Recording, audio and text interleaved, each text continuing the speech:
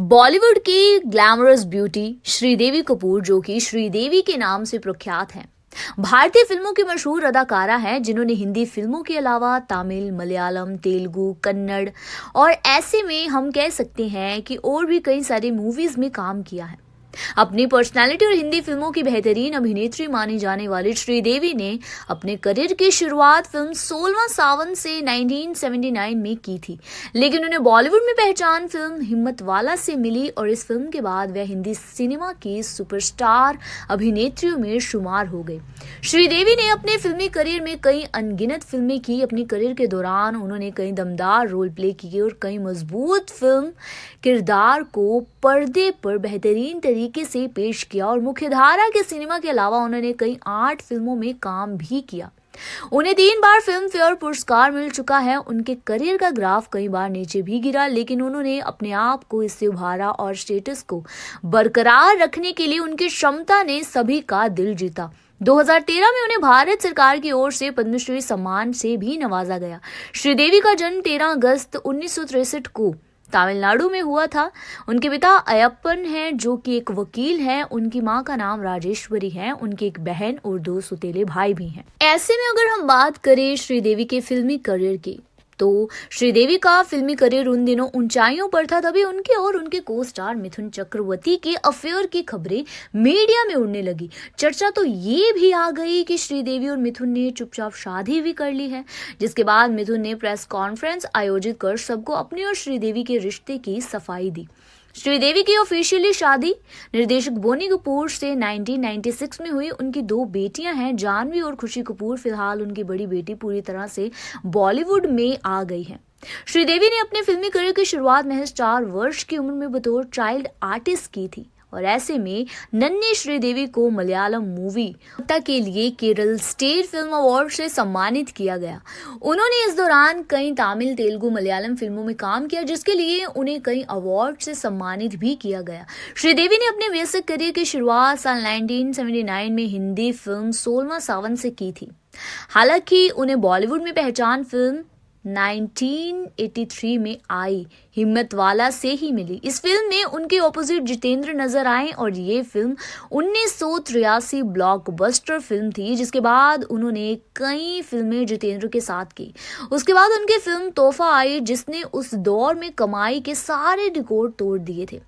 और वर्ष 1983 में फिल्म सदमा में श्रीदेवी दक्षिण सिनेमा के अभिनेता कमल हसन के संग नजर आई। इस फिल्म में उनके अभिनय को देख आलोचक भी दंग रह गए। श्रीदेवी को फिल्म सदमा के लिए पहली बार फिल्म फेयर अवार्ड्स में सर्वश्रेष्ठ अभिनेत्री का नामांकन मिला था।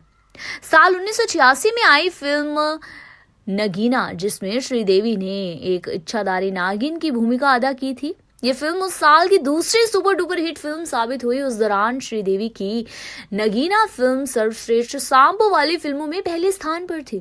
इसी फिल्म का गाना मैं तेरे दुश्मन दुश्मन तू मेरा, मैं नागिन तू सुपेरा, याद तो होगा ना, एक आइकॉनिक गाना माना जाता है, क्योंकि इसी साल उनकी 2 और फिल्में रिलीज हुई, जिनमें सुभाष घई की मल्टी स्टारर फिल्म कर्मा और फिरोज शाह की जाबाज शामिल थी। दोनों ही फिल्म में श्रीदेवी की गजब के अभिनय को दर्शक भी देखते रह गए।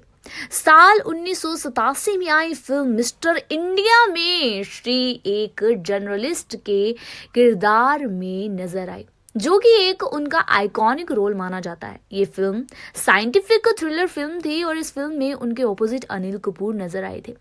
वैसे ये बचपन में मेरी सबसे फेवरेट मूवी रही है। फिल्म मिस्टर इंडिया का गाना हवा हवाई आज भी दर्शकों की जुबान पर रहता है। उस दौर में श्रीदेवी और अनिल कपूर का रेन डांस सॉन्ग काटे नहीं कट्टे आज भी बारिश के गानों में पहले नंबर पर है।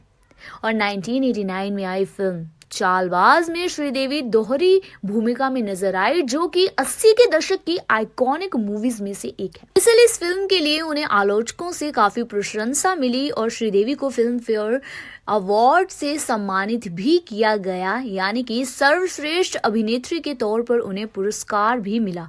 चालबाज के बाद श्रीदेवी यशराज फिल्म्स की फिल्म चांदनी में अभिनेता ऋषि कपूर के साथ नजर आई थी और इस फिल्म का गाना मेरे हाथों में 9 चूड़ियां हैं आज भी वेडिंग सॉन्ग्स लिस्ट में सबसे ऊपर है। श्रीदेवी ने इस फिल्म के गाने चांदनी ओ मेरी चांदनी गाने पे अपनी आवाज भी दी है।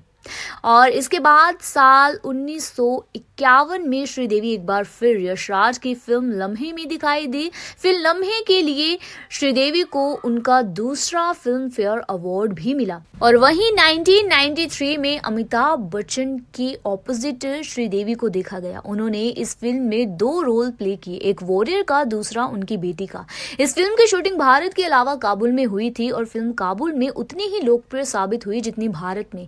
इस फिल्म में श्रीदेवी ने अपने अभिनय से सबसे तारीफें बटोरी और इसी साल श्रीदेवी उस दौर की सबसे बड़े बजट की फिल्म रूप किरानी चोरों का राजा में अनिल कपूर संग नजर आई। हालांकि फिल्म जितनी बड़े बजट की थी उतनी ही बुरी उसे बॉक्स ऑफिस पर मुंह की खानी पड़ी थी। लेकिन इसके बाद श्रीदेवी फिल्म लाडला और जुदाई में नजर आई। 1996 में निर्देशक बोनी कपूर से शादी के बाद श्रीदेवी ने फिल्मी दुनिया से दूरी बना ली, लेकिन इस दौरान वे कई टीवी शोज में नजर आई। श्रीदेवी ने साल 2012 में गौरी शिंदे की फिल्म इंग्लिश विंग्लिश से पर्दे पर अपनी वापसी की और हिंदी सिनेमा में कई वर्षों तक दूर रहने के बाद भी फिल्म इंग्लिश विंग्लिश में श्रीदेवी ने बेहतरीन अभिनय से आलोचकों और दर्शकों को चौंका दिया था।